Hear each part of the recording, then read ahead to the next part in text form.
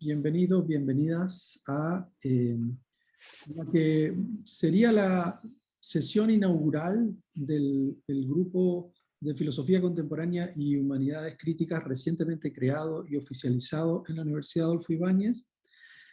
Antes, como les decía, habíamos hecho algunas actividades, pero desde la clandestinidad. Ahora somos un grupo oficial, así que bienvenidos.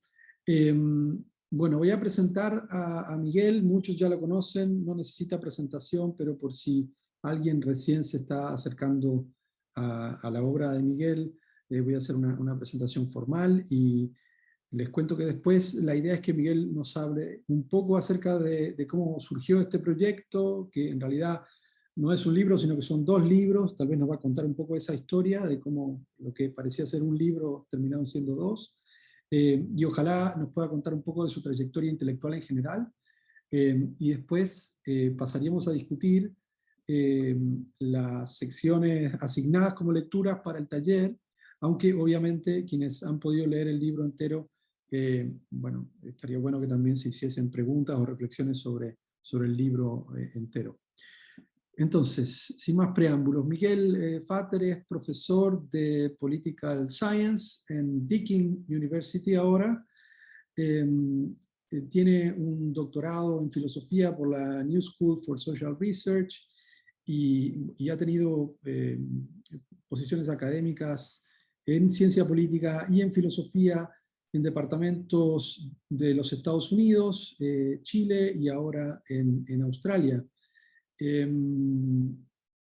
Trabaja, como ustedes saben, en las áreas de teoría política y legal y filosofía continental contemporánea, y algunos de los énfasis de su investigación son Maquiavelo, Kant, el republicanismo, el neoliberalismo, biopolítica y teología política. Y algunos de sus libros más recientes son The Republic of the Living, Biopolitics and the Critique of Civil Society, publicado por Fordham University Press en el 2014, Machiavelli's The Prince, A Reader's Guide, publicado por Bloomsbury en el 2014, Divine Democracy, Political Theology After Carl Schmitt, publicado por Oxford en 2020, y el libro que discutimos, Living Law, Jewish Political Theology from Hermann Cohen to Hannah Arendt, también publicado por Oxford en 2020. Bueno, sin más preámbulo, entonces, muchas gracias, Miguel, por compartir este espacio con nosotros. Sabemos que es la mañana, recién empieza el día para ti, y qué bueno que pudimos coordinar los horarios para que estuvieras. Ya, muchas gracias, Diego. Estoy muy contento de estar aquí. Pensaba que iba a ser una cosa más íntima, ahora hay un público, pero bien, espero estar un poco a la altura. Además, eso que pasa con libros es que uno está, cuando lo estás escribiendo, está muy metido y el momento que sale ya me olvidé todo. Así que como, vuelvo a leer y ¿qué estoy tratando de decir? Bueno, ahí vamos a ver. Espero que resulte algo. Entonces me habías pedido de hablar un poco de las orígenes y estoy contento. Este es el primer workshop en realidad dedicado al libro, ojalá no sea el último, y está muy bueno porque en realidad la idea del libro, o por lo menos el tema, me metí en este tema llegando a Chile, así que es casi un libro chileno, digamos, y venía un poco el contexto es una historia un poco extraña, un manuscrito que llevo sin terminar sobre Leo Strauss desde casi 20 años. Trabajo, lo dejo. Y interesantemente, a lo mejor interesante para algunos, había propuesto una versión del manuscrito a Princeton University Press y no lo aceptaron porque me llegó una carta muy fea de alguien, un review muy malo. Pero ese es un poco lo bueno de estos cuentos, ¿no? De que también reviews muy negativos al final pueden dar resultados interesantes. Y en este caso fue que una de las cosas que decían que en realidad era correcta es que faltaba un contexto de estudio de la tradición judía, digamos, del pensamiento judío, a mi interpretación de los Strauss. Entonces yo un poco asumí esto y dije, bueno, me voy a meter a esto.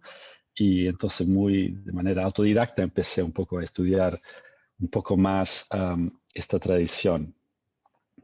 Y por eso al final tenía que ser simplemente una manera de contextualizar mi interpretación del Eustracio. Al final salió una monstruosidad que son sobre Schmitt y la teología política después de Schmitt, y el otro, ahora un poco la teología política judía, lo que yo llamo teología política judía, que es un poco un término técnico que seguramente vamos a discutir. Y bueno, esa es un poco la historia. Y todavía no llego a sacar el libro sobre el Eustracio, así que es un poco ridículo todo el cuento. Pero bueno, quise contarlo un poco para que, estoy seguro que cada uno tiene sus historias de rechazo, pero normalmente pueden ser positivas al final, te hacen ver o asumir tareas que no tenías en mente y puede salir algo positivo de esto.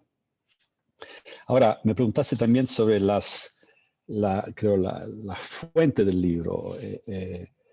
Y en realidad el libro tiene, o el sujeto por lo menos tiene como origen dos encuentros que fueron muy fortuitos también. El primero es que leí a este historiador de las religiones norteamericanos que se llama Erwin Goodenough, que trabajó por muchos años en Yale, que nadie o muy pocos han leído, que no están muy metidos en el tema específico de Filón de Alexandria, porque él empezó su carrera en los años 20 y 30 como un especialista muy joven, tenía 26 años, 27 años, sobre Filón, o Filo, no sé cómo se dice en castellano, si se dice Filón o Filo.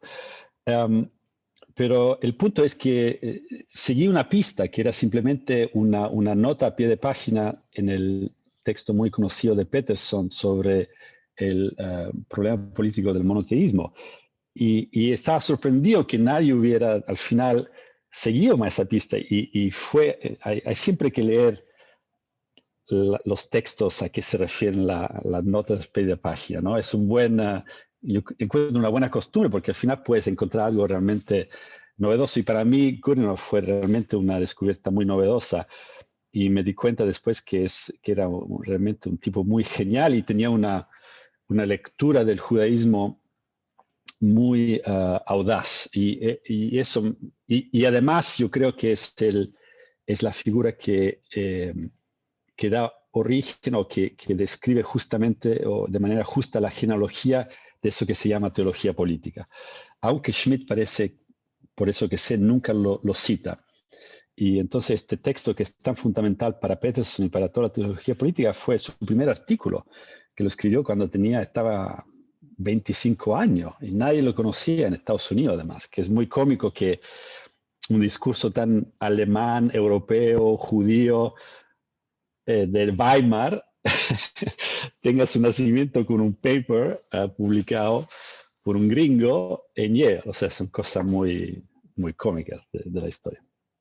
Y el otro encuentro fue con los escritos judíos, Jüdische Schriften, de Hermann Cohen, y ese sí que lo pedí en Santiago, estaba en Santiago y me llegaron estos 3 volúmenes.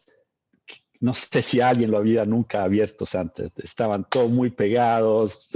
No sé dónde lo encontraron, en qué fondo de biblioteca de la Universidad de Chile o algo así. Y empecé a leerlo en alemán, obviamente, porque la cosa escandalosa que yo encuentro es que todavía no existe, por lo que yo sepa, una edición crítica de estos textos de Cohen.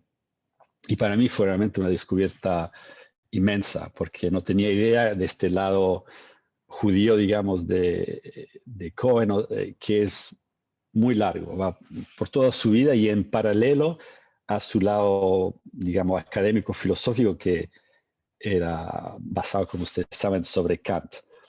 Y leyendo incluso la introducción de este volumen, que es póstumo, esta colección póstuma, que fue escrita por Rosenzweig, es muy bonita la introducción. Y Rosenzweig dice que, bueno, según él, en los muchos años que van a seguir después de la muerte de Cohen, vamos a realizar o vamos a darnos cuenta que Cohen realmente dio el giro copernicano a todo el pensamiento judío y es como el Platón de todo lo que va a venir. O sea, le da una importancia enorme y entonces yo decidí de tomarlo bastante en serio, no creo que era simplemente Rosenzweig no escribe normalmente estas cosas para... No lanza flores así de manera...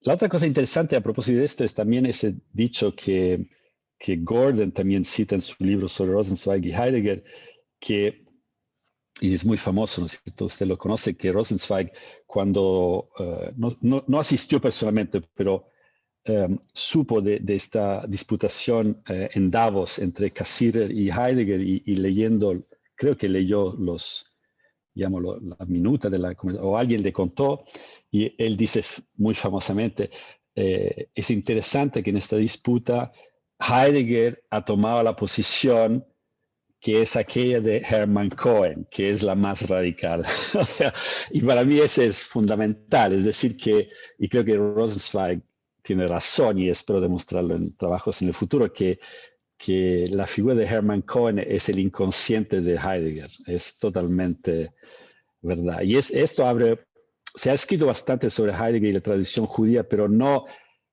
en total ausencia de Hermann Cohen, y me parece fatal, porque yo creo que ahí de nuevo Rosenzweig vio algo muy, muy interesante. Un poco en el capítulo creo que sale esto cuando hablo del nihilismo y de otras cosas en Cohen. Bueno, esos fueron los dos encuentros. Ahora, ¿por qué fueron importantes en el libro? Uno, Goodenough es importante por un lado porque él cree que el nacimiento del discurso de la teología política en el Occidente se da en el discurso helenístico que llama de la monarquía. Y estos son toda una serie de textos que vienen de Platón o de eso que se llama el neopitagorismo, que ahora, bueno, son más conocidos, en parte gracias a Agamben, pero más que nada en parte gracias a Foucault, porque todas las últimas lectures de Foucault sobre Platón, los últimos 2 años, está escribiendo sobre este discurso helenístico, solo que él no sabe que el primero que lo descubrió, digamos, de manera crítica y académica fue Goodenough, no lo menciona para nada. En vez menciona a 2 franceses, belgas en realidad, que no son muy significativos, que hicieron una especie de colección de estos textos neopitagóricos. La otra cosa importante de Goodenough que a mí y es fundamental, creo, para el libro, es esta idea o interpretación que él tiene de Filón, que en realidad, en fondo, el judaísmo que Filón reconstruye es un judaísmo que está completamente en sintonía con la filosofía griega, pero por el contrario también es como si la filosofía griega fuera Moisés escrito en ático, como decía uno de los padres de la iglesia. O sea, esta división entre Atenas y Jerusalén cae completamente y da nacimiento a una forma discursiva que algunos han llamado un concepto filosófico de la religión.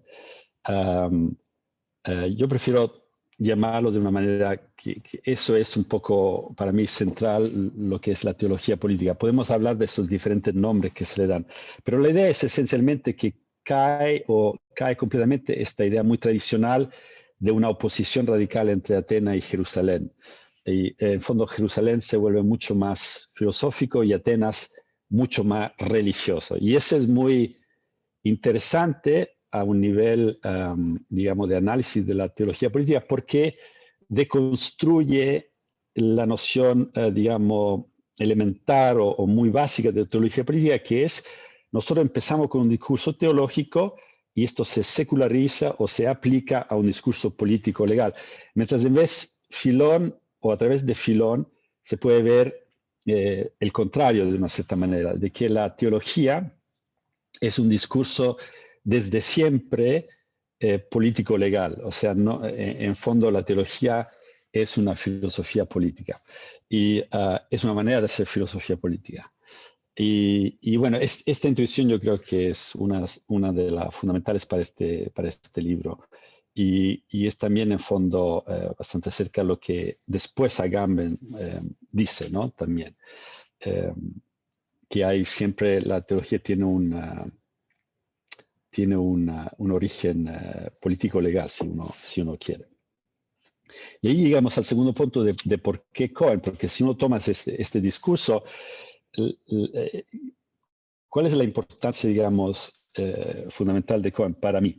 Para mí la importancia fundamental de Cohen es que él tiene un concepto de la, digámoslo, teología judaica, o del judaísmo, que en fondo deconstruye o elimina la idea de teología como algo metafísico, porque él sigue a Maimónides esta idea de que en realidad Dios, si uno quiere, tiene dos partes. Una parte es que es completamente invisible y que no se puede conocer, que es parte de su teología negativa, si tú quieres.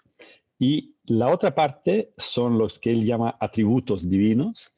Y según Maimónides, en la interpretación de Cohen, estos atributos divinos son radicalmente políticos. Es decir, si uno quiere ser religioso, de una manera muy generalizada, y imitar a Dios o acercarse a Dios, la única manera de hacerlo es a través de imitar o incorporar estos atributos prácticos, ético-políticos. Entonces, en fondo lo que se está diciendo es que la religión es desde siempre una cuestión ético-política.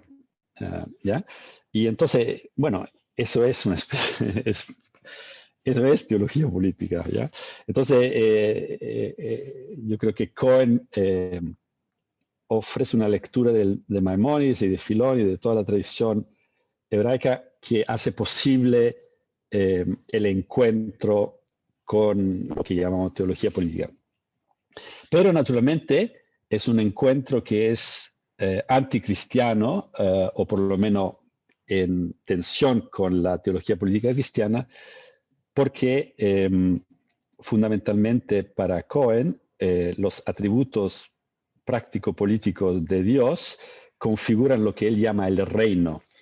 Y para Cohen, igual que como Schmidt, para tener teología política se necesita una analogía entre lo divino y lo político, pero mientras, digamos, fundamentalmente la analogía en la tradición cristiana es entre un Dios y un rey, en Cohen, él argumenta que la analogía fundamental es un Dios o la singularidad de Dios y la singularidad de la humanidad, o sea, un universalismo muy horizontal y en fondo emancipatorio y en fondo derechamente mesiánico. O sea que la realización política del reino de Dios es radicalmente a lo que yo llamo socialdemocrática, si uno quiere, ¿ya? Sin ninguna jerarquía.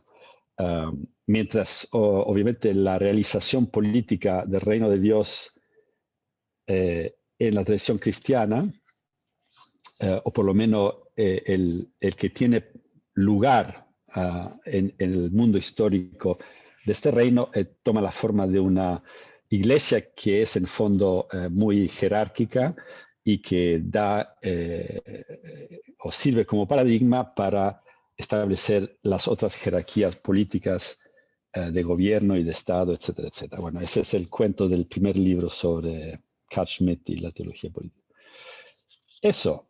Y la última figura, yo creo, y con esto toco muy rápidamente lo que tú me decías de mi carrera o de mis problemas, es Buber, obviamente, Martin Buber, que yo ya conocía desde mucho tiempo atrás, pero aquí el libro fundamental para mí es no sé si hay traducción en castellano, que se llama El Reino de Dios, Connectum Gottes, que escribió también ahí por los años 30, y en la cual él tiene esta frase con quien abro el libro, que dice, explica cómo la teocracia judía tiene un alma anárquica, ¿ya? Que es en fondo una doctrina anárquica.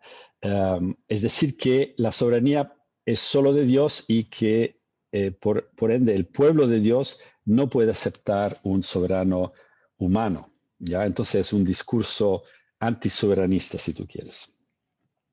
Eso, y a mí el problema filosófico que me interesa es en fondo, cómo juntar, por un lado, un discurso sobre la primacia de la ley, que es también obviamente Moisés, la tradición judía, ¿no es cierto?, la ley, y al otro lado esta alma anárquica, ¿ya? Entonces, cómo juntar, por un lado, una concepción de ley y una concepción de anarquía. Y eso, todos los capítulos del libro, en fondo, analizan a estos pensadores judío-alemanes como dando diferentes soluciones a esta conjunción paradójica, podría parecer, entre un gobierno de la ley y un ideal anárquico o de no dominación.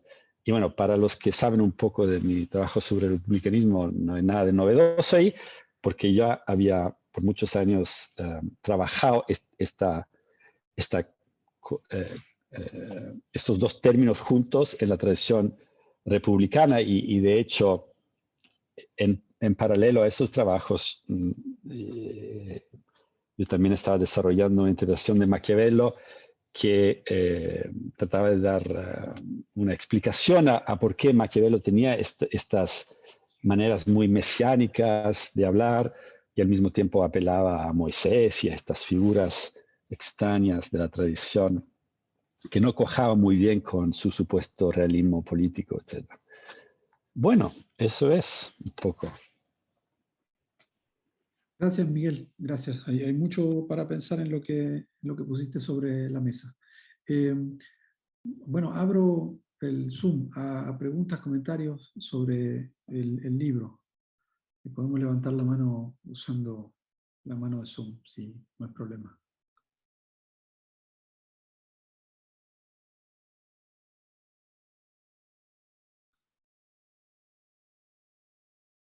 Matías Bascuñán.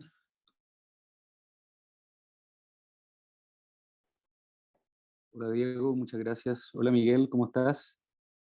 Tengo una pregunta, que bueno, conversamos un poco la vez anterior que nos vimos, hace un par de meses, y tiene que ver con la idea de living law, de ley viviente que propones en tu libro, que me parece tremendamente interesante. Y me parece interesante, o me gustaría saber qué te parece el hecho de que Heidegger abra la posibilidad también, un poco en la línea de Good Enough, pero en otra dirección quizás, de pensar a Filón como una de las fuentes fundamentales de la teología política cristiana. ¿Cierto? En Introducción a la Metafísica, como sabemos, Heidegger plantea que el Evangelio de Juan, la noción de logos que hay en el Evangelio de Juan, viene de Filón, y funciona el logos ahí principalmente según una interpretación de mediación, ¿no? Entonces, esta es también la idea que le permite a Juan entender a Cristo como una figura que media entre la esfera divina y la esfera terrenal. Esta idea de mediación es interesantemente retomada por Kantorovich en Los dos cuerpos del rey, y en los mismos términos en los que tú básicamente titulas tu libro, Living Law. Entonces, por ejemplo, en una de las novelas o nuevas leyes de Justiniano, siglo VI, en Bizancio, si no me equivoco, cita Kantorovich, voy a citar en inglés, me disculpan: "From everything we have decreed, there shall be exempted the tije of the emperor", la fortuna del emperador, "to whom God has submitted the laws themselves by sending him down to men as the living law". Y esto se traduce en latín como lex animata o como nomos empsicos, ¿no? Que son los mismos términos que tú traes a colación en tu libro. Y esta idea del ex animata, como va a mostrar Kantorovich, luego también va a animar la teología política medieval en los discursos de los juristas que él analiza por más de 600 páginas, y va incluso a determinar, uno podría decir, el discurso del teológico político del absolutismo con Bodino o con Hobbes, que si bien se desprenden ya de esa tradición medieval, siguen pensando al monarca como una imago Dei, como una imagen de Dios. Y ese es como el lugar donde ocurriría la analogía que identifica Schmidt. Es interesante pensar allí la noción de vida que se articula.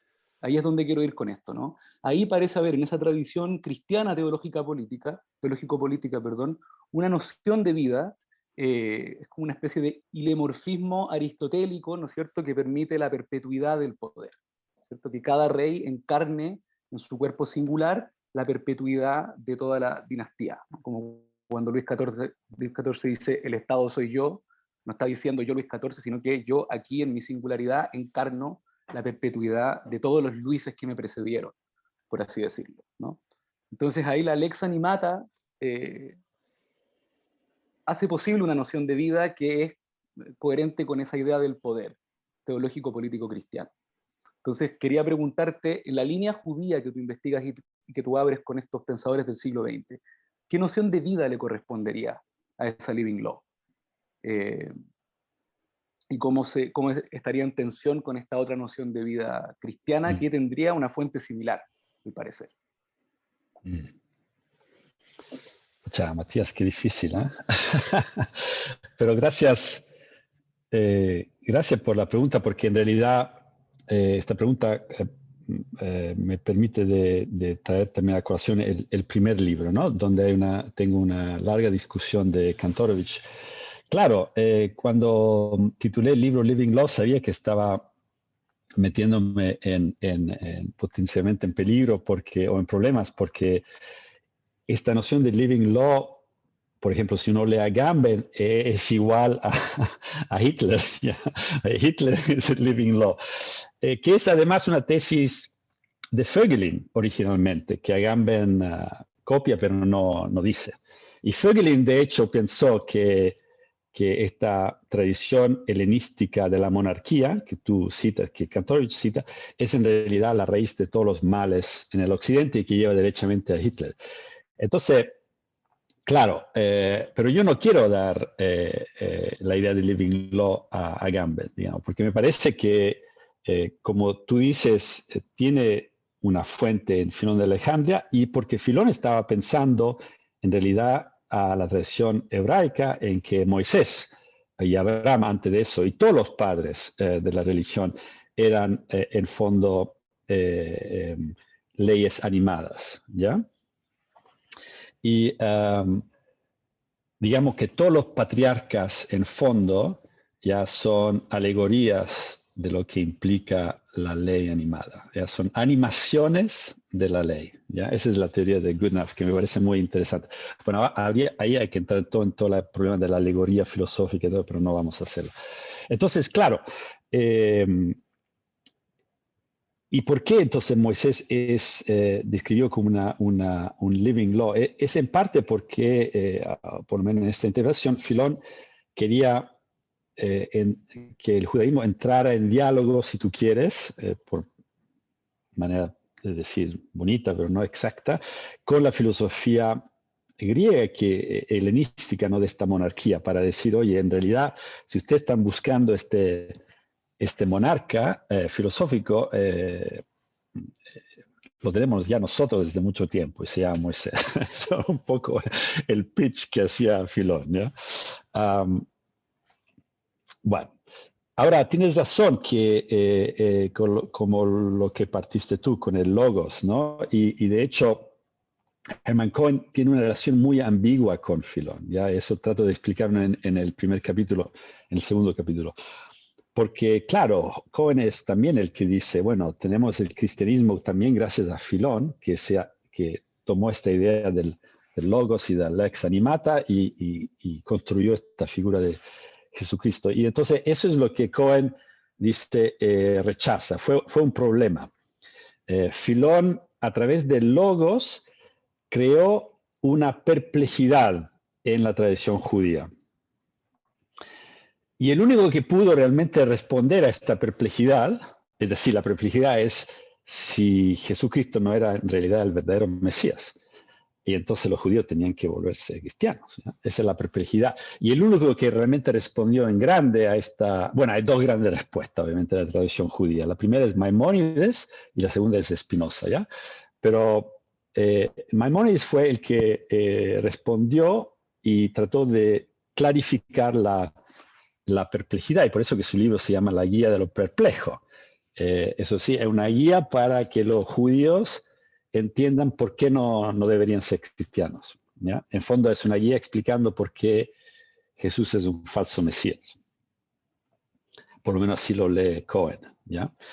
Y entonces, bueno, ahí hay que, digamos, entrar en toda la cuestión de la, como tú dices, de dos concepciones diferentes de vida que se pueden sacar de estas dos maneras de recibir esta idea de ley viviente.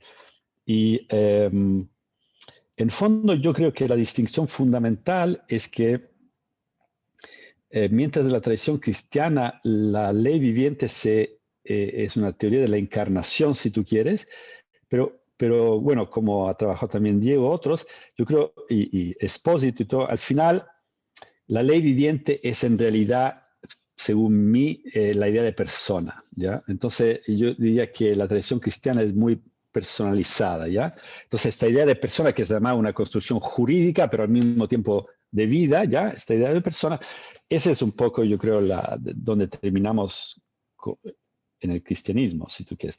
Mientras en vez yo creo que la tradición judía e islámica, como argumento en el libro, la idea de vida o de ley vital, si tú quieres, es mucho más legal. El énfasis aquí está en la ley, más que en la persona, ¿no? Pero bueno, al final se vuelve todo muy complicado porque el judaísmo no es solo ley, sino es también un discurso sobre el mesianismo. Y ahí, si tú quieres, vuelve una especie de onda casi cristiana, también personalismo vuelve, y ese es todo el drama que es el centro de la obra de Scholem, y por eso dedico un capítulo a Scholem y todo su análisis del drama que constituye para la tradición de la ley un discurso mesiánico judío, ¿ya? Y bueno, en eso estamos. No sé si respondí. Diego, un solo comentario, porque me parece que hay una cuestión súper importante que queda por lo menos señalada a partir de lo que dice Miguel, que sería poner, quizás la vida que está asociada a esta idea de living law en la tradición judía tiene que poner en entredicho la noción de dignidad, que está a la base, por ejemplo, del discurso de los derechos humanos y que ha sido pensada, a mi modo de ver, bajo la lógica de la personalidad o de la persona, que siempre ha estado apoyada en una lógica de la encarnación. O sea, en Kant es bastante claro, cada persona, cada individuo es la encarnación de la dignidad humana, del mismo modo en el que lo era, en que cada monarca individual en la tradición del absolutismo era la encarnación de la dignidad real en su conjunto. Y esa misma idea de dignidad apoyada en el paradigma de la encarnación parece la que está a la base de una teoría de los derechos humanos, desde la Revolución Francesa hasta el siglo XX, con variaciones por supuesto, pero también con continuidades muy fuertes. ¿Qué significaría pensar una vida que al renunciar o al poner en entredicho la idea de personalidad también ponga en entredicho un aspecto tan fundamental en la tradición constitucional contemporánea como es la de dignidad, ¿no? Eso yo creo que puede ser una pregunta importante a partir de lo que Eso es dice interesante, Miguel. Matías, pero aquí yo estoy en desacuerdo un poco porque trato en el libro de salvar la idea de dignidad de esta intervención personalista y en otros trabajos. Pero me parece fundamental porque, bueno, especialmente hablando de Chile y Plaza Dignidad, es muy importante de tratar de dividir la dignidad de lo personal, del personalismo. Si no, y si no hacemos eso, no creo que se pueda entender incluso lo que está pasando ahora en Chile, digamos, ¿no? En fondo, la dignidad es muy interesante que es el símbolo de todo esto que está pasando, ¿no? Todo está bajo el concepto de dignidad, pero no es un concepto personalista de la dignidad, o por lo menos yo diría que no lo es. Estoy completamente de acuerdo en ese punto. Gracias, Diego, gracias, Miguel. Gracias, Matías y Miguel, por las respuestas. Hay 3 preguntas esperando. José Antonio, Valeria y Farid, en ese orden, por favor. Gracias, Diego, y buenas tardes o buenos días, Miguel. Bueno, mi nombre es José Antonio, soy colega de varios profesores aquí de la Universidad Adolfo Áñez y agradezco que se me haya permitido la entrada a este grupo de estudio para ver de qué se trata. Y te quería referir una pregunta de curiosidad, no muy teóricamente profunda, pero con la patudez además de no haber alcanzado a terminar de leer la selección que se nos propuso para la sesión, pero que tiene que ver con lo que el contrapunto fuerte que se propone en la introducción entre la teología política de raigambre cristiana y la teología política judía. Y mi pregunta es si es que en ese contrapunto que delinea de forma bien radical en la introducción, una línea demarcatoria en la que, digamos, no habrían tal vez antecedentes en el pensamiento político de raigambre cristiana, de esta paradójica coincidencia, como lo llaman en algún lado, de legalismo y anarquismo. Si ese contrapunto fuerte lo perfilas de ese modo en la introducción con afán un poco retórico, porque, digamos, entiendo que es mucho más entretenido lanzarse un libro y es más interesante editorialmente presentar en términos tan dramáticos esa separación, o si tú en realidad piensas de que tal vez sí esa paradójica coincidencia de legalismo y anarquismo está presente en la teología política de raigambre cristiana, y te hago la pregunta simplemente porque dio la coincidencia de que estamos actualmente enseñando en este preciso momento a John Locke, el segundo tratado, donde precisamente John Locke ahí en su concepción del estado de naturaleza apela a un concepto de ley natural que precisamente le sirve a él como elemento para oponerse, digamos, a una concepción más bien hobbesiana de la soberanía, ¿no? Y precisamente es recurriendo a esa ley natural que uno puede despedirse del soberano en ciertas circunstancias sin temer ese infierno en la tierra que es la ley natural hobbesiana. Entonces, ahí leyendo esas líneas, digamos, se me vino a la cabeza. Y la pregunta, bueno, tiene que ver si es que crees que en realidad hay tal vez diálogo entre antecedentes cristianos y esta tradición que perfilas en el libro. Gracias, José. Sí, no, de todas maneras tienes toda la razón. Hay mucho diálogo y obviamente hay mucho...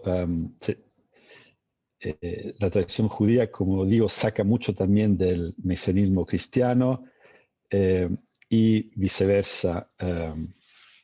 La tradición cristiana toma muchísimo de la tradición judía. Obviamente, alguien como Tomás de Aquino no se puede entender sin Maimónides, es obvio, y sin también toda la tradición árabe, ¿no? Y digamos, el trauma de Aquino de la separación o de tener que negar su pasado averroísta es fundamental también, etcétera, etcétera. Así que está todo mucho más mezclado. Y lo quise poner de esa manera porque en fondo, digamos, tenía más que nada en mi cabeza, digamos, una concepción teológica y política de la tradición cristiana que tiene en la Iglesia y en la secularización de la Iglesia en la forma de Estado, según Schmidt, digamos, ese es el punto grueso. Entonces, en contrario a eso, me parecía importante enfatizar el lado legalismo, legalidad en vez que legitimidad, que es la carta schmittiana, y por otro lado esta idea de no dominación o de anarqueo, de anarquismo, que veo también en la tradición judía, mientras en mi entender la tradición teología política cristiana se trata en vez de, la tarea es de legitimar la arge, el gobierno, ¿ya? Porque en realidad no se puede dar una ausencia de gobierno hasta el fin de los días, ¿ya? Entonces necesitamos el gobierno, pero el gobierno tiene que ser legitimado para los cristianos por este miedo a la crítica de la gnosis, gnóstica, que dice que todo gobierno es malo. Ya todo gobierno en la tierra es necesariamente malo, ¿ya? Entonces la teología política cristiana está entre estas dos rocas, digamos, ¿ya? Mientras yo creo que el approach de la tradición árabe judía es diferente. Eso. Y Locke, claro, ¿no? Bueno, ahí, bueno, está también, creo que Gonzalo está escuchando, y otros especialistas de Locke y Hobbes. Bueno, ahí hay mucha literatura y ahora recientemente también en que el discurso, sea cristiano que judío, no tanto el islámico todavía, es, digamos, parte del contexto en que Hobbes y Baudin y Locke y todos aquellos están trabajando, ¿no? Es un contexto fuertemente ya teológico-político. Y la única cosa que quería decir es que el último capítulo del libro sobre Arendt, ahí entro más en la materia de cómo, porque Arendt, siendo parte de esta tradición judía del pensamiento político, si uno quiere, también ella explícitamente retoma a Jesús, ¿no? Muy explícitamente, como una especie de héroe político, ¿ya? Entonces hay que entender esta vuelta a Jesús dentro de un pensamiento, digamos, en general más judío, ¿no? En el siglo XX, y que tiene probablemente como clave también a este pensador o poeta alemán Heine, que era tan importante. Y tan ambiguo, porque empieza judío, se convierte al cristianismo, termina de nuevo como judío, al final es todo un drama ahí. Entonces, claro, esto solo para decir que lo puse ahí de una manera conceptual para marcar la diferencia, pero en realidad, como todo, es todo muy complicado y se juntan las cosas mucho. Gracias, Miguel. Valeria, tenías una pregunta. Sí, hola Miguel, ¿cómo estás? Hola a todos, un gusto para mí estar aquí, muy interesante además la discusión. Yo tampoco alcancé a leer toda la selección del texto, pero sí la introducción, y además reforzado con lo que acabas de exponer tú ahora, me surge una pregunta que es, a ver, no sé, yo diría que para la tradición teológica es una pregunta más bien epistemológica, pero bueno, para esa tradición, ¿no? Y probablemente también para la filosofía contemporánea en algún nivel, que es sobre la cuestión de la analogía esta que existe entre lo divino y lo político, que en efecto, bueno, para la tradición al menos teológico-político, teológica política que abre Smith, la analogía es lineal o parece ser unidireccional, ¿no es cierto?, desde lo divino o desde, bueno, el discurso sobre lo divino en distintas variaciones, ¿no es cierto?, hacia lo político, ¿no? Los conceptos políticos son teológicos secularizados. Pero claro, Cohen presenta aquí, bueno, tú también lo resaltas, como una inversión de la analogía, ¿no? La relación analógica va de lo político a lo teológico en este caso. Entonces, bueno, mi pregunta es sobre la operación de la analogía entre estos dos dominios en general, ¿no? Tú que has estudiado tanto de teología política en general, ¿no? Como, cómo la analogía funciona en este campo discursivo, que es el del cruce entre la teología y la política. Justamente porque, claro, yo decía que es una pregunta como de tipo epistemológica, porque justamente para la tradición teológica cristiana la analogía es un elemento, un instrumento metodológico, epistemológico de primera línea, no sino el primario, ¿sí? Porque en general toda la teología, es decir, todo el pensamiento de la relación de Dios con sus criaturas está montado sobre un mecanismo, sobre una función analógica, que tiene también mucho recoveco y muchas variantes, desde las primeras teorías de los trascendentales, desde Felipe el Canciller, Pseudo Dionisio, Santo Tomás de Aquino, pero también después, ¿no? O sea, hay muchas variantes en el mismo Santo Tomás de Aquino, hay muchas formas de entender lo analógico, que es súper complejo. Pero claro, en el fondo la analogía como instrumento epistemológico, ontoepistemológico, porque la analogía en realidad no es una cuestión meramente discursiva para la teología cristiana, ¿no es cierto? Sino que es constitutiva, existencial. O sea, la cuestión de la analogía es la base de la teoría de la participación, que en el fondo nombra la posibilidad de la constitución real, esencial de los entes, ¿no?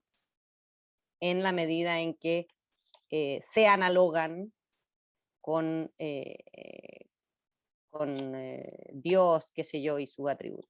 Entonces, eso, preguntarte eso, si has yo no veo en tu texto, a primera vista, por supuesto, de manera muy brutal, qué sé yo, un apartado de profundización sobre ese tema, pero me parece que es interesante y no sé, a ver, que obviamente es un tema que a mí me interesa muchísimo, entonces por eso también te lo pregunto.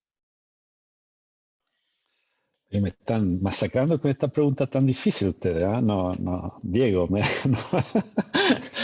Pucha, Valeria. Sí, no, tienes toda la razón. En realidad no lo hago porque lo encuentro demasiado difícil. No tengo una respuesta sistemática a lo que tú dices. Digamos, em, hay dos maneras, yo creo, para aproximarse, que por lo menos para mí, ¿no? Por un lado, claro, la analogía como en fondo, una manera de pensar la religión de manera práctica, o sea, como una especie de imitatio Dei, de imitación de Dios, ¿ya? Que en fondo, si preguntaban en las dos tradiciones, ¿qué es la religión? Bueno, la religión es tratar de imitar a Dios en esta vida, eso, si no, no tiene sentido. Entonces, claro, y ahí esta imitación significa en fondo una identidad entre los seres creados y el creador, o es simplemente una correlación, como diría Cohen, ¿ya? Entonces, si tú piensas que es una identidad, ahí entras en toda la cuestión de la personalidad de Dios, de la 1 y 3, etcétera, etcétera. Y bueno, ese es un poco el cuento trinitario.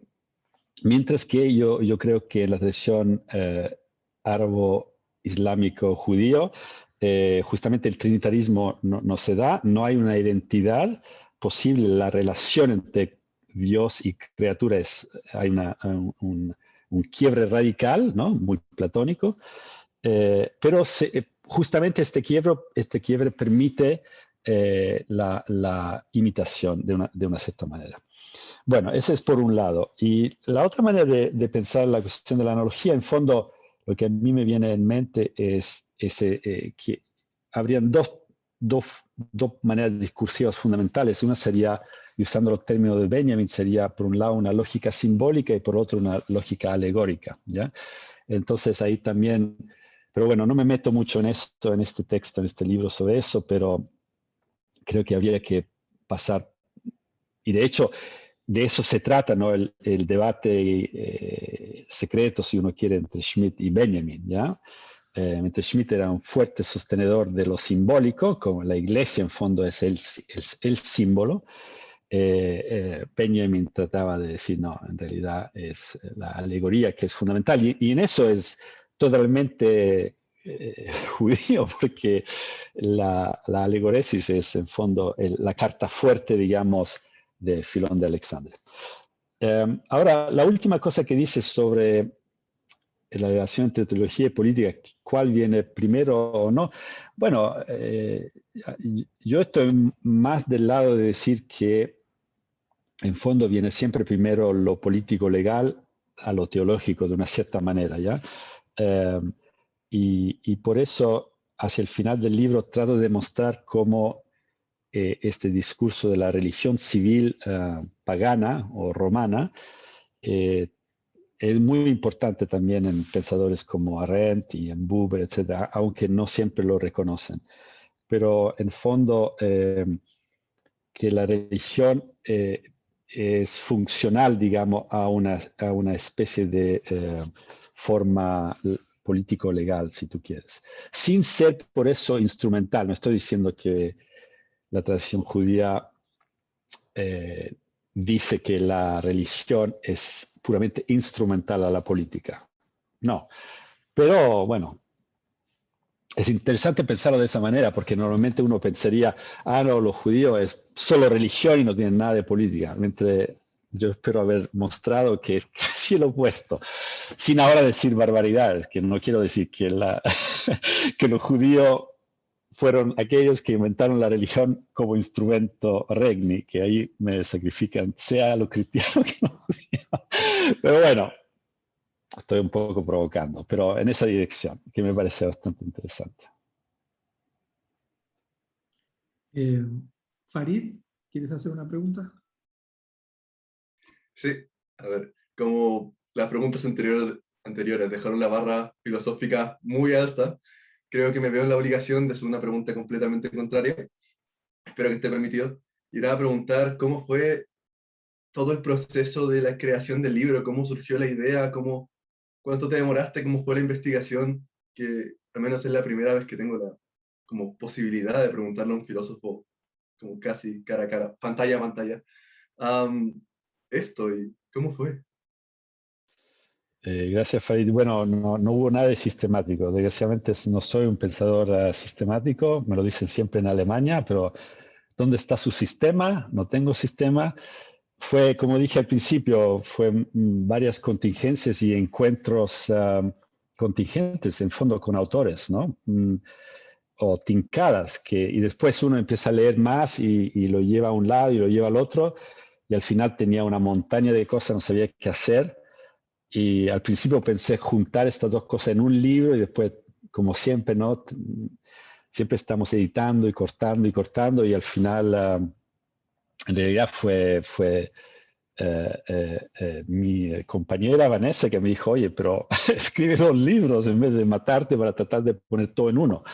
Y eso lo aceptó la prensa y así fue, no hay gran historia, fue una cuestión de suerte por un lado y por otro lado, como dije, el proyecto nace de un rechazo editorial que me lo tomé muy a pecho en su momento, entonces dije, bueno, déjenme investigar un poco esta cosa y después fue así, fue creciendo y yo por lo menos nunca he escrito un libro, digamos, que estaba ya en la cabeza antes de escribirlo, nace un poco de diferentes cosas, ¿no? Pero gracias por la pregunta. Gracias, Miguel. Miriam, querías preguntar.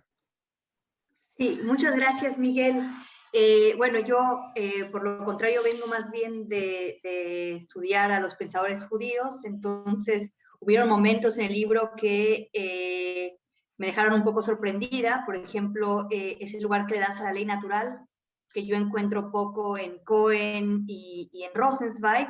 Pero mi pregunta es, a mí este trabajo me recordó mucho el trabajo de Julie Cooper y de Laura Batnitsky, que yo estaba ahora trabajando.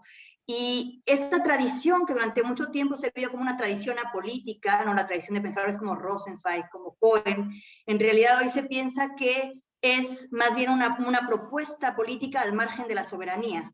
Entonces yo quería saber cómo tú te ubicas, ¿no? En esta discusión sobre la posibilidad de una política al margen de la soberanía y cuáles son las posibilidades democráticas que tiene el pensamiento judío en ese sentido. Sí, gracias, Miriam. Bueno, con Cooper somos muy amigos y llevamos años discutiendo de estas cosas, ¿no? Y bueno, la cito mucho y todo, aunque tenemos visiones muy diferentes. Ella viene, si tú quieres,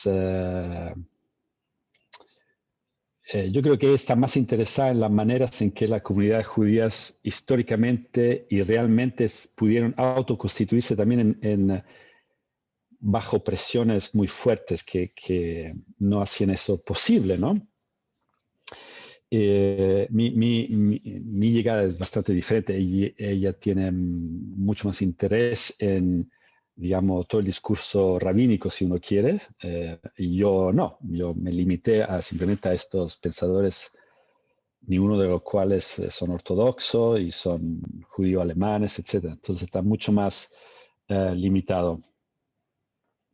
Eso por lo de Cuba, pero en general, claro, yo desde mucho tiempo que llevo esta idea, tratando de perseguir esta idea rentiana, ¿no? De una política al margen de la soberanía, entonces en fondo no hay ninguna novedad ahí.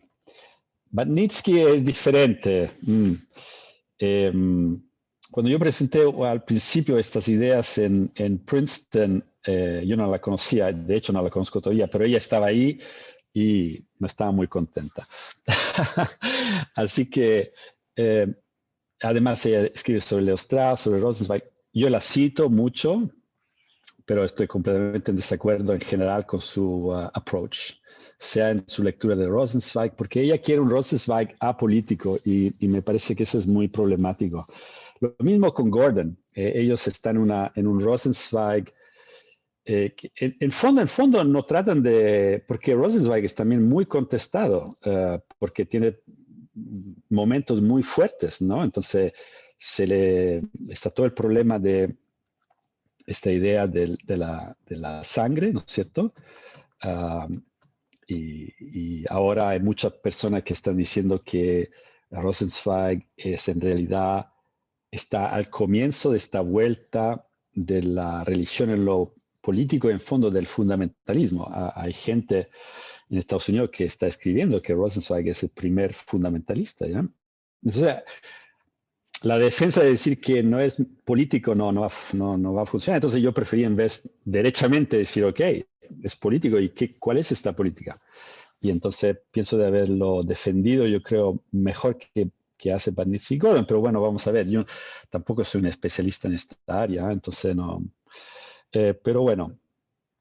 Y lo mismo por la lectura de Cohen. Yo y Barnitsky tenemos lecturas muy diferentes.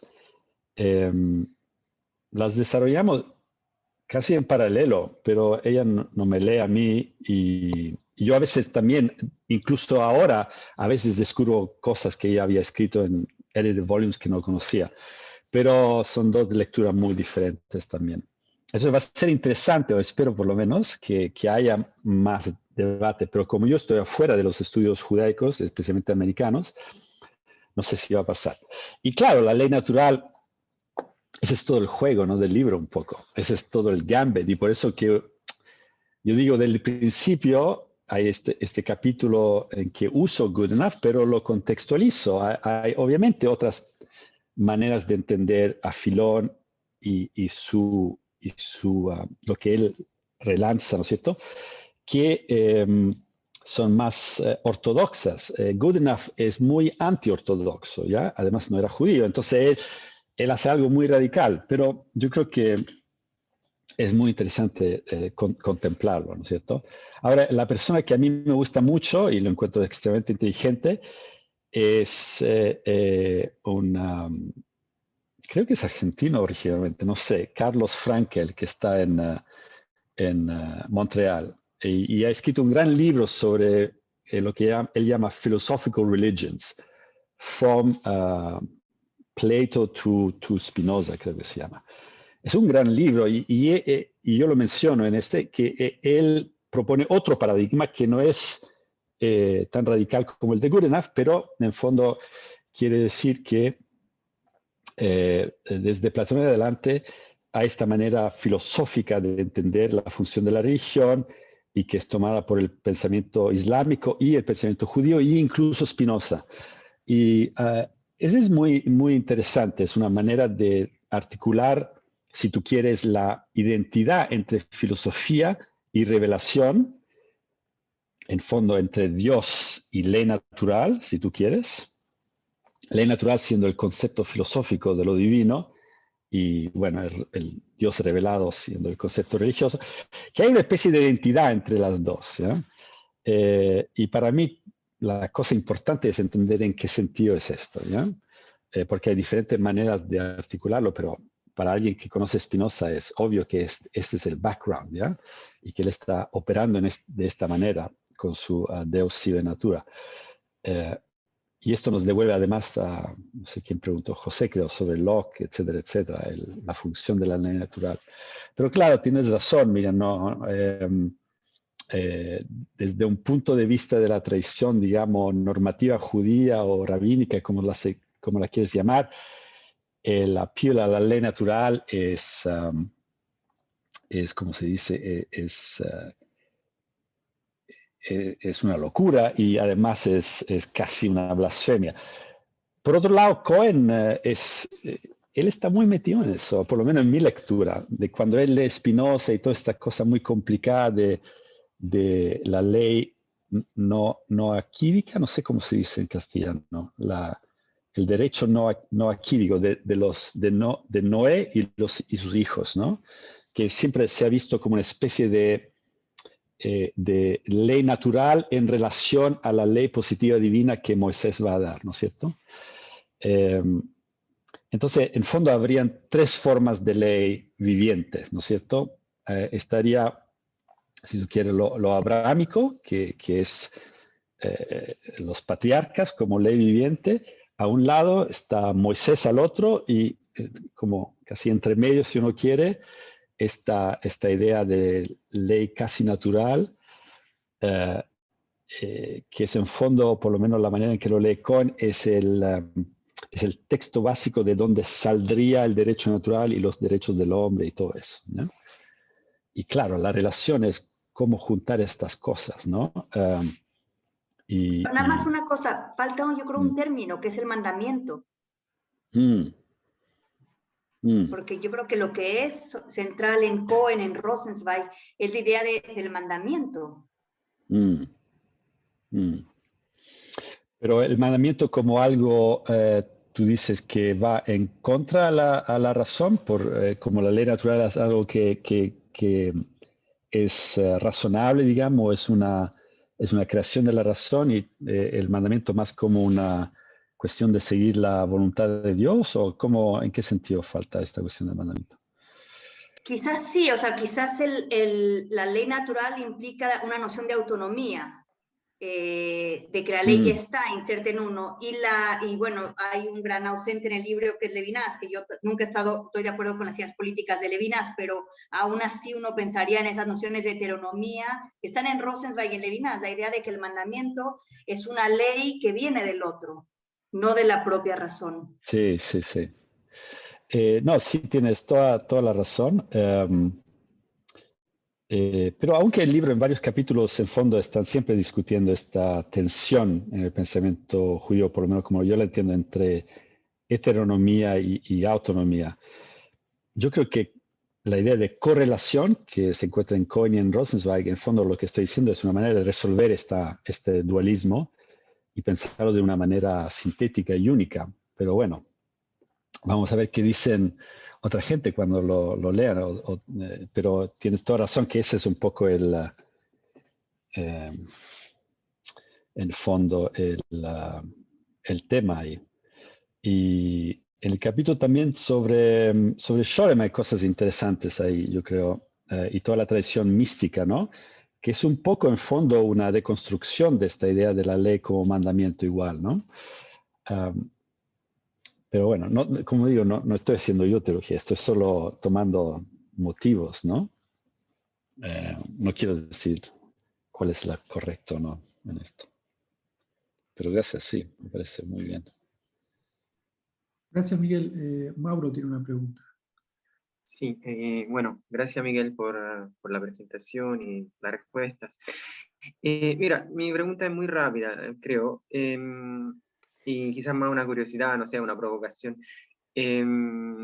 Leí con mucha atención el capítulo sobre Cohen y veo que de manera a veces implícita, a veces explícita, me parece que dialogas mucho con alguna posición de Derrida, ¿no? Bueno, Miriam estaba hablando de Levinas, pero también Derrida me parece como una especie de espectro ahí que viene y va. O sea, por lo menos me acuerdo dos puntos que me había evidenciado. Uno en el cual sugieres algo como una relación entre la democracia por venir de Derrida y alguna propuesta de Cohen, y otro en el cual creo que, o sea, propone que la lectura de Derrida del platonismo, o sea, la lectura que Derrida hace del platonismo de Cohen es una lectura quizás injusta, ¿no? Hacia Cohen. Entonces, mi pregunta es más como, si tú tuviese que hacer un capítulo, ¿no? Un capítulo más de ese libro y ponerle Derrida adentro, ¿qué tipo de posición le daría? O sea, ¿cómo se posiciona Derrida? Bueno, claramente tú estás hablando de una tradición que es distinta, porque es alemano-judía, y trataste de no hablar de los franceses, o sea, explicas por qué no habla de los franceses, pero me estaba preguntando, o sea, ¿en qué tradición, o sea, en qué posición pondría Derrida? O sea, qué tipo de, o sea, ¿es un pensador judío en esa línea? ¿Es algo distinto? ¿Es algo crítico? No sé, ¿cómo lo sugeriría de verlo? Bueno, muchas gracias, Mauro, por permitirme de hablar de esto. En realidad, bueno, como Matías Bascuñán tuvimos un panel sobre eso. La discusión propia de cómo yo veo Derrida lo puse en el primer libro sobre Carl Schmitt, en realidad. Ya al final me hizo más sentido en mi discusión del postsecularismo y de estas cosas. Entonces ahí es donde yo desarrollo un poco más como yo lo leo, pero Derrida cierra ese libro y abre este porque yo por lo menos veo un elemento muy, no solo coeniano, pero filoniano, de Filón, en el último Derrida. Entonces, bueno, y eso ahora se está discutiendo, en realidad va a haber un special issue del Journal Political Theology, en que también hay un texto de Agatha Bielik-Robson, no sé si la conocen ese nombre, Miriam seguramente, que es muy genial y ella es bastante derridiana, entonces tiene una crítica a lo que yo propongo muy buena, pero también positiva, digamos, afirmativa. Entonces yo creo que es un tópico que se está reabriendo, porque bueno, digamos en fondo con, soy muy malo con nombres, con este, ¿cómo se llama este? Él es un profesor americano, también propuso una especie de teología política débil, que es muy derridiano en fondo. Son estos derridianos norteamericanos teólogos que tienen su lectura de la teología política de Derrida. Puede ser John Caputo. Caputo. Entonces, Caputo creo que cerró una especie de fase y ahora espero que se está abriendo otra, ¿ya? Ahora, parte de esta fase de Derrida, que a mí me parece interesante en el capítulo de Cohen, y que por eso me volvió, es claro, es que Derrida se puso en sus seminarios sobre el nacionalismo en filosofía, ahí aparece su discusión de Cohen y Rosenzweig, ¿no? Y está en esta Primera Guerra Mundial y el gran divorcio entre la sociología y la filosofía francesa y la sociología y la filosofía alemana, ¿no es cierto? Y está la gran pelea entre Cohen y Bergson, que Cohen quería que los judíos americanos pusieran presión a Estados Unidos para no entrar en la guerra al lado de los franceses, y Bergson decía el contrario. Y bueno, eso obviamente, junto con el texto Germanismo y Judaísmo de Cohen, le ha dado un muy mal renombre a Cohen, ¿no? Y está siempre insultado, pobre Cohen, porque no se dio cuenta que los alemanes son todos Hitler y que íbamos a terminar el holocausto, etc. Eso era durante la Primera Guerra Mundial, ya, donde casi todos, con algunas pocas excepciones, como Bloch y Benjamin, eran contrarios a la guerra, sino casi todos eran incluso a favor. Entonces, y Derrida se lanza en el medio de eso, y claro, no sé por qué, pero toma una posición muy filo-francesa con todo esto. Bueno, es a lo mejor evidente, ¿ya? Entonces, pero no siempre totalmente autorreflexionante de esto, ¿no? Y yo creo que Derrida en toda su carrera, hasta la última cosa que hace sobre Islam con este pensador marroquí, creo, francés, su última entrevista y antes de que muriera, está todavía pensando sobre esto, ¿no? Pero bueno, alguien debería escribir un libro. Carl Senti en Francia ha escrito algo sobre esto, del lado francés, pero no ecuánime, digamos, entre sociología y francesa y sociología alemana, filosofía francesa y filosofía alemana. Estaban siempre en correlación, pero después en la Primera Guerra saltó todo, ¿ya? Y yo me propuse un poco de dar un poco el otro lado alemán que nunca se habla, ¿ya? Este lado alemán judío.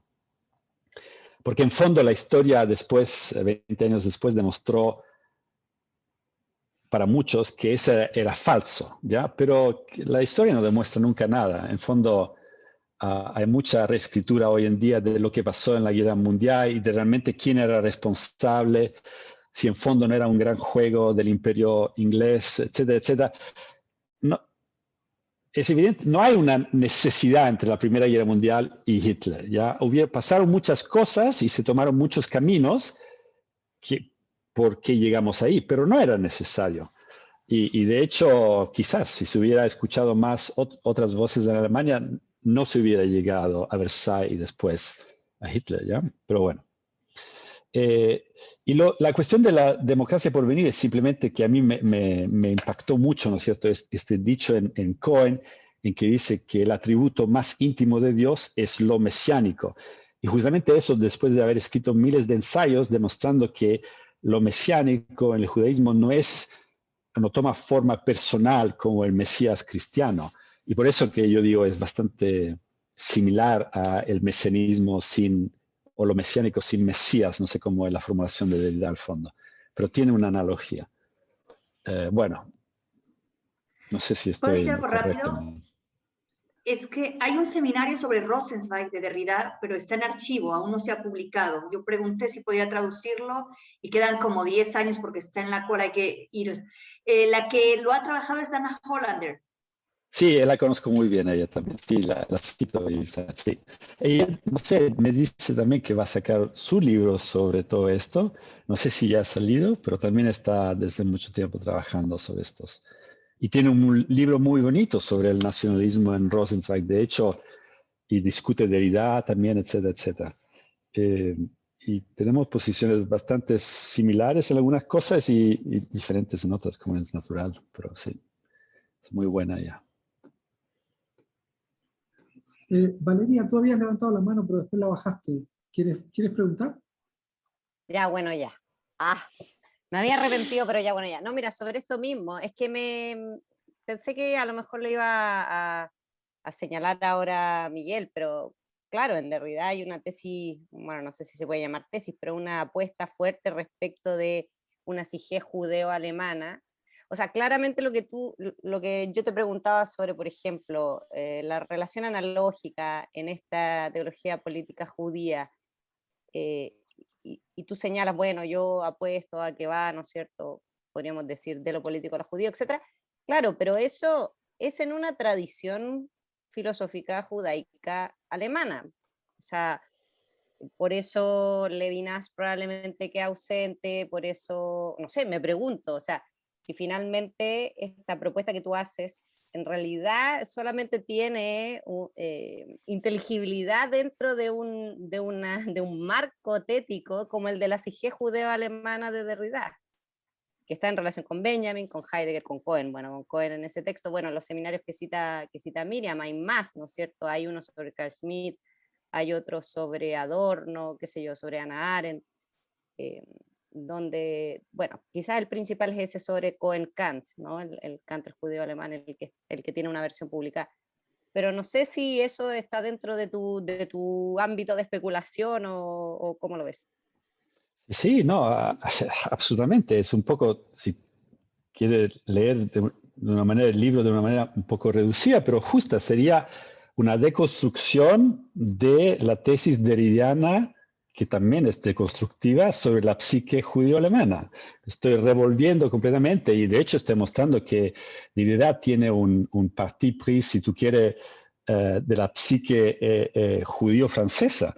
La cosa cómica es que en la discusión crítica sobre germanismo y judaísmo de Cohen, por ejemplo, en Schwarzschild, en los años 70, él dice, mira, si leemos bien este texto, el punto es que todo país europeo va a tener que pasar por un momento de germanismo y judaísmo.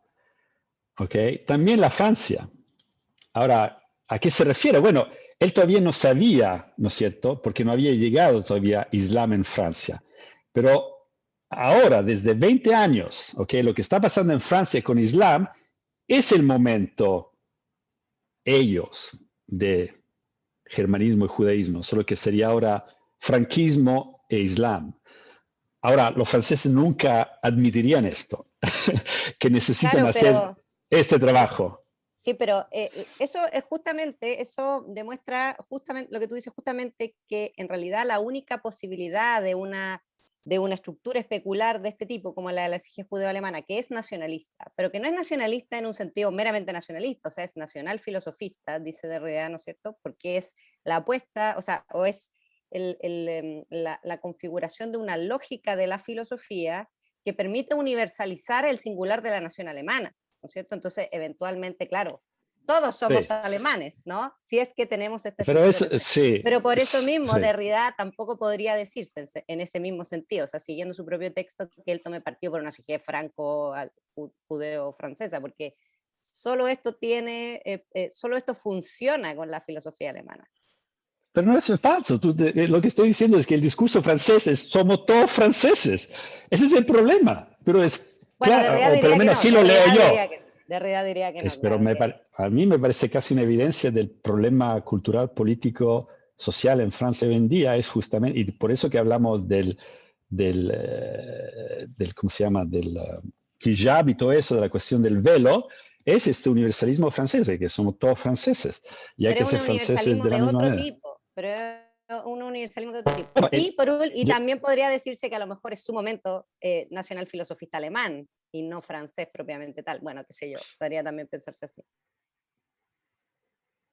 Bueno, yo creo que lo que estás diciendo, que es súper interesante y estoy totalmente de acuerdo, y es la tesis también de Derrida en general, es esta relación entre nacional filosófico y, en fondo, lo que todos queremos es qué tipo de universalismo, Derrida incluso, como lo dice hasta el final de su vida. Ahora, el problema que yo encuentro es que Derrida se le pasa la mano en ese momento, porque su tesis es que la psique judío-alemana perdió la Segunda Guerra Mundial y fueron destruidos por el Holocausto, etc. Pero en fondo ganaron porque los americanos fueron aquellos que tomaron la psique judío-alemana y lo hicieron la forma en que lo tomaron es la globalización. Entonces, le tira el carro al pobre Cohen de haberse inventado el neoliberalismo, la globalización. O sea, está loco en ese momento, está totalmente, no sé qué píldora ha tomado, pero me parece es una tesis totalmente alucinante. Pero bueno, o por lo menos yo la encuentro alucinante. Ahora, pero se puede discutir, no estoy diciendo que no tiene ningún fundamento, ¿no es cierto? Pero me parece que es muy problemática. Pero bueno, vale. No, yo encuentro que es una... Gracias, Valeria, por haber sacado a colación y también Miriam este punto, porque me parece que hay mucho todavía de escribir sobre esto. Estos lectures, bueno, son pocos que han realmente pensado a través de esta dimensión y me parece que es muy fructífera para el futuro. Ahora, lo que yo quiero decir es que, en fondo, no es que está completamente loco, lo que quería decir es que, claro, hay una especie de discurso sobre la globalización en Rosenzweig. De hecho, el capítulo sobre Rosenzweig está todo dedicado a explicar qué es el discurso sobre la globalización en Rosenzweig y por qué no es el schmittiano y todo eso. Pero creo que Derrida no, por lo menos en ese texto, no, que es más sobre Cohen, y las cosas que dice sobre Rosenzweig no ha capturado bien. Pero bueno, es un debate que se da mucho ahora en Francia con los rosenzweigianos y los levinasianos franceses y todo eso. Vamos a ver qué dicen, qué sé yo. Buenísimo, se pone intenso esto. Miriam. Yo una pequeña provocación y otro ausente que viene el libro. La provocación es que yo creo que Derrida, sobre todo en el monolingüismo del otro, es un pensador decolonial ya. Que no es lo que no tiene la psique judío-alemana es una posición desde fuera de una metrópoli. Y ahí en el monolingüismo del otro, su lectura, y eso se ve en el libro, ¿no? Falta ahí una lectura decolonial del Living Law. Y en todo ese libro de Derrida, él de lo que habla es de la relación con el lenguaje, ¿no? Retoma esta idea de la lengua santa en Rosenzweig, que nunca es una propiedad, que el pueblo judío vive como huésped en las lenguas de los otros, ¿no? Ese texto que es precioso de Rosenzweig. Pero todos estos pensadores también son pensadores que relacionan la ley con el lenguaje. Estoy pensando en Rosenzweig, en las gramáticas de la creación, estoy pensando inclusive en Arendt, la acción es discurso. Hay un fuerte peso, algún día quisiera yo también escribir ese libro, porque hay un fuerte peso en la filosofía judía, en el lenguaje, y yo creo que no se ha dado mucha atención a eso. Y que son tremendos ustedes, ¿ah? Están realmente poniendo todos los dedos en las llagas ahí y dándole vuelta. Ahora estamos en el postcolonial. Claro, o sea, como he dicho, Rosenzweig está al centro de todo este en fondo Rosenzweig, que no había visto Israel, la creación de Israel, incluso no era sionista, es como si se ha vuelto ahora, paradójicamente, el pensador del sionismo, porque se le acusa, ¿no es cierto?, de que, en fondo, su lectura del Islam y en general también de los pueblos árabes, que no es lo mismo, etcétera, es una especie de anti-islam y que incluso él sería el pensador del conflicto entre los árabes y los israelíes y los palestinos, o sea, otra locura para mí, ¿ya? Entonces, pero no es que lo evito, pero la manera en que, porque es muy complicado esto, o sea, lo postcolonial y lo colonial en la cuestión Israel-Palestina es hiper complicado y obviamente no voy a ser la última persona a meterme en esto. Pero bueno, la manera en que yo trato de aportar es de demostrar que todas las lecturas que dicen que Rosenzweig estaba en contra del pensamiento islámico son totalmente falsas. Es que no entiende la estructura de su libro, ¿ya? Todos piensan que porque Rosenzweig dice en un momento el Islam es una especie de mala imitación del judaísmo, etc. Lo toman fuera de contexto esta cosa y piensan que hay un momento anti-islámico, mientras al contrario, si toman mi forma de lectura, que es mucho más helenística o filo-helenística en Rosenzweig, uno se puede dar cuenta que en el fondo Rosenzweig está diciendo que la filosofía y la religión islámica es fundamental para incluso la tradición judía y su política, etcétera, etcétera. Entonces, es más complicado esto. Ahora, sobre el lenguaje y la ley, sí, miren, tienes razón. Yo, justo porque se ha escrito muchísimo sobre esto, especialmente en Rosenzweig, y ha siempre sido un poco la gran manera de entrar en el discurso de Rosenzweig, yo quise evitarlo, ¿no? Y en general no me pongo a hablar mucho de lenguaje. Tomé otro approach. Eso. Además, bueno, ahí se entra en otras cuestiones. Un poco lo que tenía que decir sobre esto lo digo en el capítulo sobre Scholem y sobre la Aleph y todas estas cuestiones. Creo que, si uno podía decirlo así, la dimensión mística de la tradición hebraica es la manera interna a la tradición judía en la cual este sobredominio del lenguaje es limitado y es deconstruido. Entonces, eso es a lo mejor lo que diría, pero no soy un experto, así que no me voy a meter mucho en esto. Pero gracias, muy bien. Gracias, Miguel. Nos quedan unos 4 minutos. Facundo quiere hacer una pregunta. Facundo. 4 minutos, son casi las 3 de la mañana para mí. Bueno, Miguel, gracias por todo, por el texto, haber aceptado la invitación.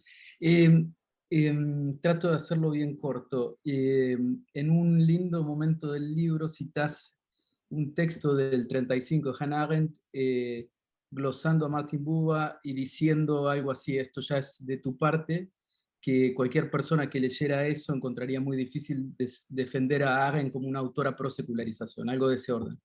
Si yo te devolviera una provocación y te hablara como si fuera un lector no demasiado persuadido, te citara cualquiera de las muchas partes en las cuales en la condición humana o sobre la revolución, partes que incluso citas en el libro, Arendt se expresa contra el movimiento que querés hacer, ¿no? De defenderla o de sostener que podría ser una autora de la tradición teológico-política. ¿Cómo responderías? Y gracias, es una muy buena pregunta. Por eso que termino el libro con Arendt, porque es un poco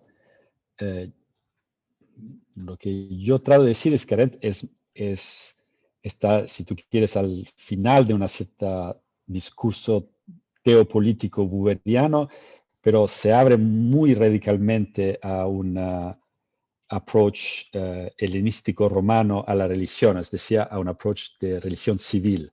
Y eso es lo que yo pienso que ella rescata, es esta idea romana de una religión civil que opone a una cierta interpretación de la tradición monoteística e incluso judía monoteística en el pensamiento político. Esa es un poco mi tesis, ya que no es que ella está afuera de lo teológico, solo que rescata una manera de entender la religión y la política que es derechamente romana, y por eso le doy tanta importancia a Virgilio en ese capítulo. La cosa interesante de Virgilio es que también es un autor preferido por los cristianos, y aparentemente hay mucha filología que trata de demostrar que incluso digamos, el tono mesiánico en algunos momentos de Virgilio se le debe no a la tradición griego-latina, pero en vez a él haber tomado textos de la tradición hebraica, que son más mesiánicos, o si no hebraica, por lo menos oriental, digamos, ya sirio, potencialmente incluso más antiguo, babilónica, etcétera, etcétera. Digamos, el oriente, ¿ya? Entonces Virgilio es el más oriental de los grandes pensadores occidentales. Y eso me fascina, y hay todo un discurso en el año 20 en Alemania, y Italia y Francia, de especialistas de Virgilio que han debatido todo esto, ¿no? Y Arendt un poco estaba en eso, atenta a eso seguramente por sus estudios en la literatura de Agustín, entonces venía de ahí y le era fácil entender estos movimientos sobre el texto de Virgilio, ¿ya? Pero bueno, no sé si mi intervención es la correcta, pero por lo menos pongo mucho énfasis sobre eso, que no se ha dado gran lectura del Virgilio en Arendt según yo, en la literatura secundaria. Ok, no sé si... Bueno, no te voy a convencer, pero No, eso no. es un poco. Igual era un lector hipotético, no persuadido. No te pido que me convenzas. No, creo que hay momentos en los cuales la rotura del hilo de la tradición, o sea, los libros, vos, por ejemplo, decís que sobre la revolución es uno de los libros tardíos, eso está construido también como consecuencia del libro ese nunca terminado sobre Marx. O sea, uno podría responderte del mismo modo que vos levantás la provocación con el texto del 35, bueno, uno podría decirte sí, pero, ¿no? Incluso con la propia cita en el libro, en donde hablas del religare, ¿no? O sea, ¿cómo pasar de eso a decir que es un movimiento teológico político, ¿no? Pero no te pedía que me convencieras a mí. Sí, no,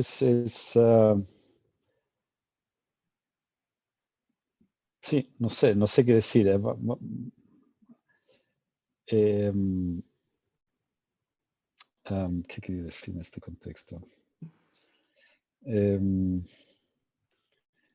Sí, en fondo, bueno, no sé, yo no estoy muy convencido de que su pensamiento sobre el judaísmo termina con los escritos al final de la Segunda Guerra Mundial, ¿ya? Eso es lo único que quiero decir en fondo, que creo que este problema se sigue, ¿ya? Y que en fondo ella sigue dando lecturas que yo considero muy buberianas de la polis ateniense y todo eso. Y si eso es verdad, entonces estaría dentro de un marco general que abrió Filón, ¿ya? De esta conversación y nudo entre Atenas y Jerusalén. Y no es que se ha salido de eso.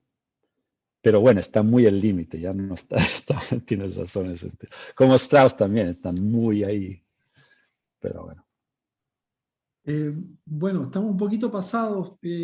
Hay una mano arriba de Matías. Yo no sé si Matías quiere hacer un comentario breve y con eso cerramos. No quiero abusar del tiempo de Miguel.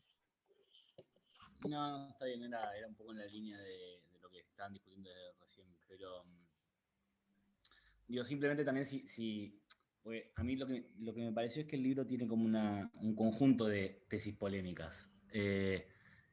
Y termina en la más, por lo menos para mí, la más polémica de todas, que es la que refiere a Arendt, ¿no? Digo, la primera es la que sostiene que en realidad es posible hacer una síntesis entre Atenas y Jerusalén, y que esa síntesis en realidad se expresa a partir de la idea de que las enseñanzas de la Torá son una forma teologizada del discurso filosófico griego, ¿sí? Y que eso a través de Filón llega, por medio de Cohen, a sostener que el fundamento de un pensamiento anárquico y de una democracia radical está en una teología política judía, ¿no? Del siglo XX. Si lo entendí bien más o menos el argumento central del libro.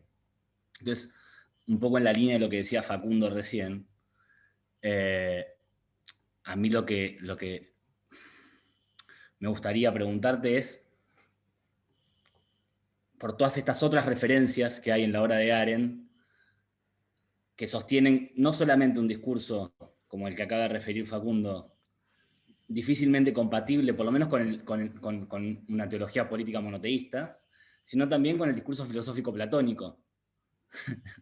Porque digo, es eso, no es solamente que hace un poco de ruido la identificación. A mí una de las cosas que más me interesaron o me llamaron la atención es este desplazamiento que vos señalás y que me hubiera gustado que tuviera un mayor desarrollo entre la condición humana y sobre la revolución respecto del lugar que ocupa Platón en la obra de Arendt, ¿sí? O sea, si efectivamente ese desplazamiento se puede justificar, algo de la hipótesis esta de que en realidad contra toda la referencia textual que hay en la obra de Arendt, contra Platón y contra la tradición teológica, uno podría pensar o imaginar algo del orden de lo que decís. No sé si, digo, pero eso, muy... Son muy buenas preguntas. En realidad, sí, o sea, la tesis polémica la captaste muy bien. Y claro, es un poco un shock también para la gente que viene de la filosofía griega, ¿no es cierto? Pero ¿cómo? Pero no es tanto, o sea, más uno lee Platón, más uno lee Platón y más uno averigua un poco más este discurso tan complicado de lo pitagórico, de lo neopitagórico, de Anaximandro. Hay cosas, no es absurdo de pensar de que sobre lo uno o la singularidad de Dios, por ejemplo, de que este dicho por Numenius, no tan famoso, que Platón es simplemente Moisés hablando en ático, ¿ya? No es tan absurdo esto, y hay mucha filología detrás y es complicado. Ahí tenemos que entrar en toda la cuestión de dónde nace el pensamiento griego y qué relación tiene al pensamiento semita, ¿no es cierto? Tenemos este gran libro en 4 volúmenes sobre Black Athena, por ejemplo, Atenas Negras, ¿no es cierto? Que trata de demostrar arqueológicamente, etcétera, que, bueno, esta idea de que el pensamiento griego y lo griego nacen blancos y arios y racionales, todo, y sin ninguna relación a todo lo que está pasando al otro lado del Mediterráneo, etcétera, o en Egipto, es absurdo. Entonces, no es totalmente crazy esta cosa, pero bueno. Eso por un lado. Y por el otro lado, claro, tienes toda razón. Yo simplemente noto que es súper interesante y que creo que nadie ha escrito sobre esto. Este uso muy positivo de la ley de Platón en Arendt, hacia el final, ¿no? Eso es muy remarkable. Por lo menos yo traté de buscar, pero no he visto a nadie que realmente pone énfasis sobre esto. Pero no es tan extraño ahora porque, bueno, está a punto de salir un nuevo libro por André Lacks, que es una interpretación que yo creo que va a ser más o menos definitiva de la ley de Platón, en que él argumenta derechamente que la ley de Platón son mucho más democráticas y republicanas de eso que la tradición la ha leído. Así que yo creo que este cuento está por empezar, no cerrarse. Y vamos a ver dónde llega. Y por mi lado, que yo trabajo en el Renacimiento, estoy tratando ya desde varios tiempos, ahora voy a escribir otra cosa, de cómo Machiavelli es mucho más platónico de eso que se piensa. Por un lado, republicano democrático, digamos, ¿ya? Y por otro lado, esta idea de que la democracia en el Occidente la debemos a Aristóteles, no es verdad, es mucho más complicado. Aristóteles, como dice Goodenough correctamente, era el pensador que más impulsó la doctrina helenística de la monarquía. Y de hecho, por grande parte del medioevo, Aristóteles era considerado un pensador pro-monárquico. Está toda la cuestión de los elementos monárquicos en la política, cuestiones muy complicadas, pero bueno, todo un cuento mucho más complicado, digamos, de decir, no, Platón es el monarca aristocrático y Aristóteles es el demócrata. Yo creo que en el Renacimiento eso se colapsa y casi el contrario ocurre. Aristóteles se vuelve el pensador, en fondo, de la iglesia, del cristianismo, y Platón es el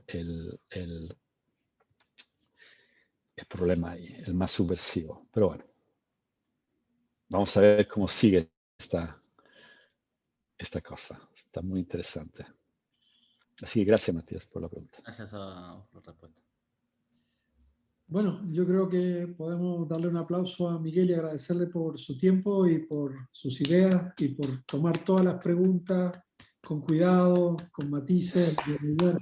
Bueno, oye, gracias a ustedes. Estoy realmente muy emocionado, de verdad, porque son excelentes y me han hecho pensar mucho y qué bueno que haya sido el primer workshop en Chile, ¿no es cierto? Estoy feliz por esto. Así que gracias a todos ustedes, de veras. Genial. Gracias a ti, Miguel, y gracias a todos y todas por haber venido, por haberse quedado un tiempito más, y ojalá retornen para próximas ediciones de workshops o presentaciones de paper que organicemos. Yo quiero agradecer también a los miembros del grupo por el apoyo y por estar ahí. Y nada, y a muchos amigos y amigas que están hoy aquí, que también es súper emocionante que todos confluyamos. Gracias al Zoom, la pandemia también nos une, el distanciamiento social sigue siendo social. Gracias y nos vemos, ojalá pronto. Gracias, feliz cumpleaños. Buenas noches, feliz cumpleaños. Buenas noches. Chao. Chao. Chao.